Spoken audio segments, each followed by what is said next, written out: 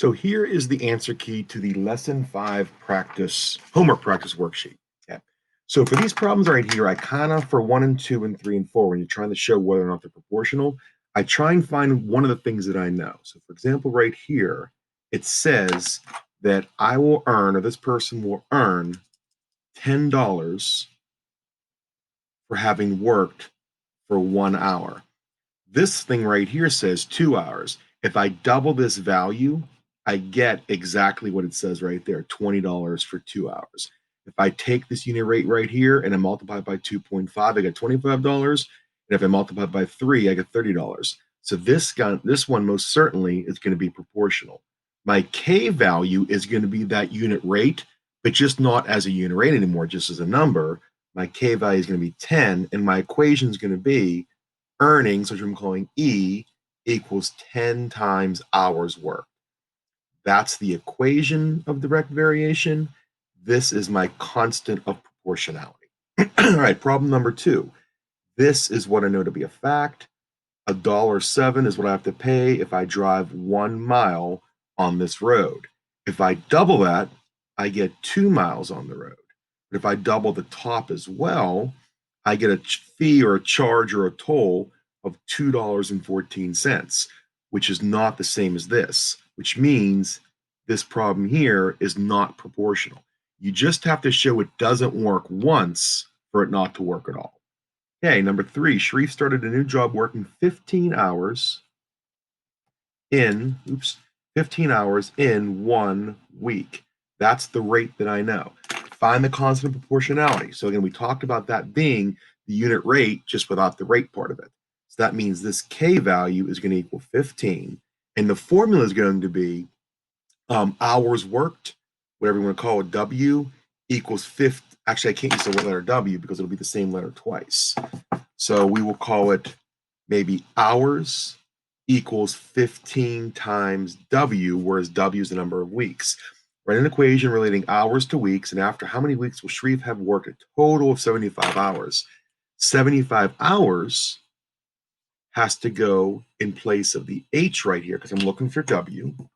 So I get 75 equals 15W. And like we learned yesterday, you would divide both sides by 15.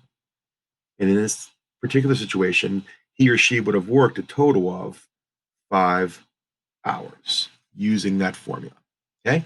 Number 4, during its first 50 days of growth, a sunflower grew approximately 4 centimeters per day.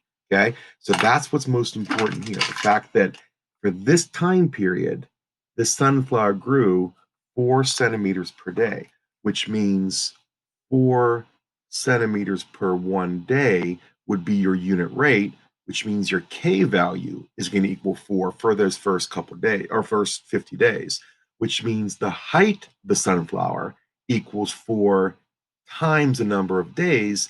That becomes the equation that I want. Okay. After how many days will the sunflower be 60 centimeters tall?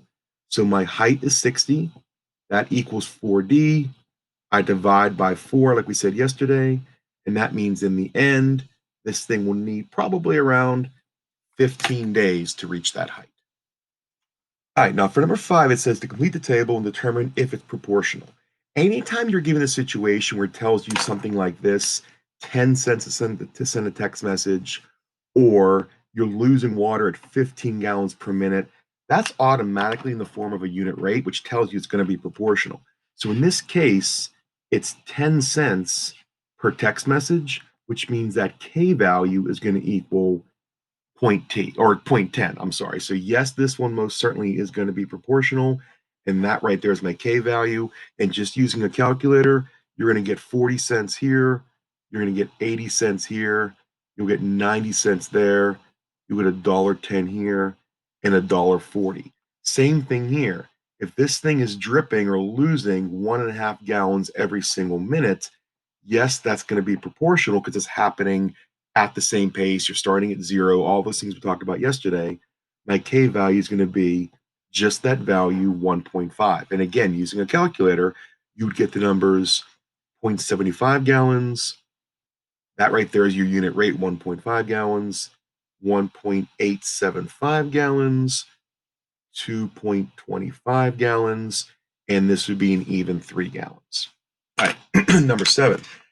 The amount of time it takes to cook a turkey increases with the weight of the turkey. So the bigger the turkey, the longer it takes to cook. It's recommended that you cook a 10-pound turkey for 3 hours. So that right there is the recommendation. Okay? An extra 12 minutes of cooking is necessary.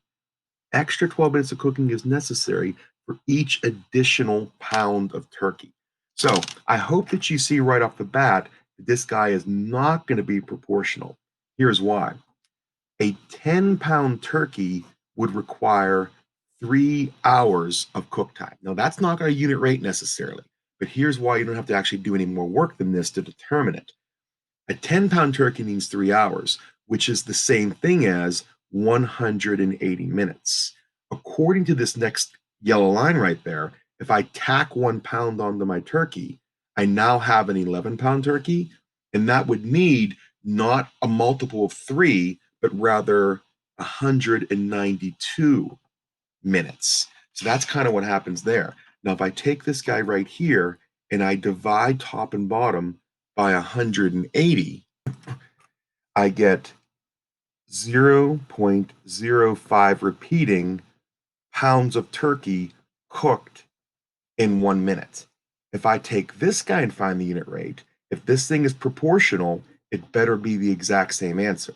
When I take an 11-pound turkey and divide it by 192 minutes, I get 0.05729 pounds per turkey in 1 minute. And since those two values right there are not the same, this guy is not going to be proportional. All right, that's how it works. Good job.